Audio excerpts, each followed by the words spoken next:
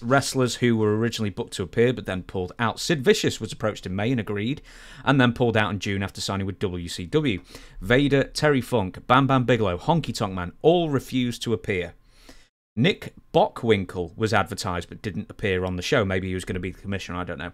Reckless Youth, there's a name a few of you might recognise. He was like an indie darling for a brief period in the late 90s.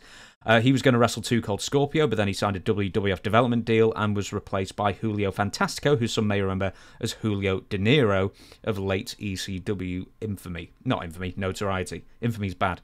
Then there are matches which were all various shades of awful, with almost every performer looking to have aged 40 years in the span of 5 since last being on TV. Bless him, Greg Valentine. But I mean, he was one of them. First off, the Samoans. Shall I just run through the matches, see if you remember any of them? Samoan SWAT team, Samu and the Samoan Savage defeats the lesser, not the lesser halves of their respective tag teams, so I don't know if Tommy Rogers was, but Marty Jannetty and Tommy Rogers, like the other guys in the more famous tag teams who were with. SWAT team were very fat and out of shape despite being in their mid-30s at the time. But Marty looked good, and so did Tommy Rogers. Greg Valentine defeats George the Animal Steel, who before the match is accompanied by Sherri Martel. And why? Why what? Why was Sherri Martel out with George the Animal Steel only to turn heel halfway through and then like side with Greg Valentine, who I'm not sure she has any on-screen relationship with either of them? I don't have any idea why any of this stuff happened. I really don't. I'm looking at it and saying, what are they doing? Because it had no rhyme, no reason. Nobody talked to me about anything that I watched it. I was doing color commentary. I watched it like I was in a ringside seat, like I'd bought a ticket. And if you were sitting next to me, I was giving commentary to you while it was going on. I didn't even know who was going over. I didn't know who was going to win. I was just winging it. So whatever that turned into, that was a off-the-cuff presentation, and I did it the best I could because a lot of it was truly, truly embarrassing.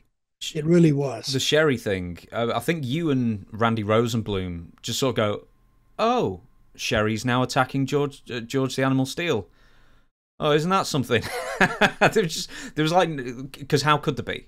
There was like no emotion in it because you were just as confused. There was no motivation for any of this. Give me a story about Sherri Martel then. Where did she come from initially then? Was Memphis her debut in the business? Sherri Martel, I met her. She came to Memphis as a girl wrestler.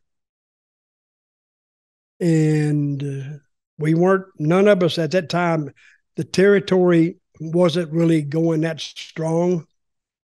So we weren't making that much money. But they don't pay managers money anyway. And I remember she actually broke her leg.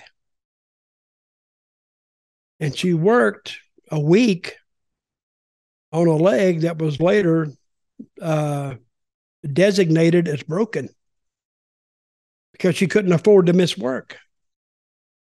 Tom Pritchard is another, and he broke his ankle and worked 2 weeks on it before he had it diagnosed.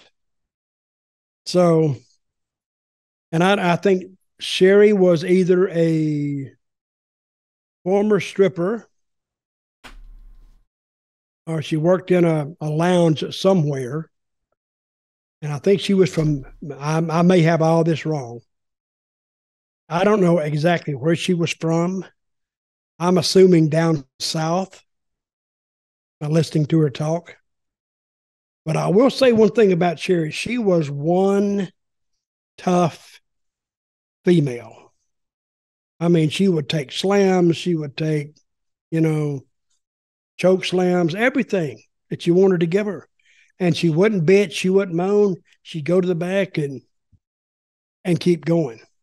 Now, when did she pass away? Oh, like 2007, 2008, maybe. It was quite soon after a WWE Hall of Fame induction. Yeah, I liked her.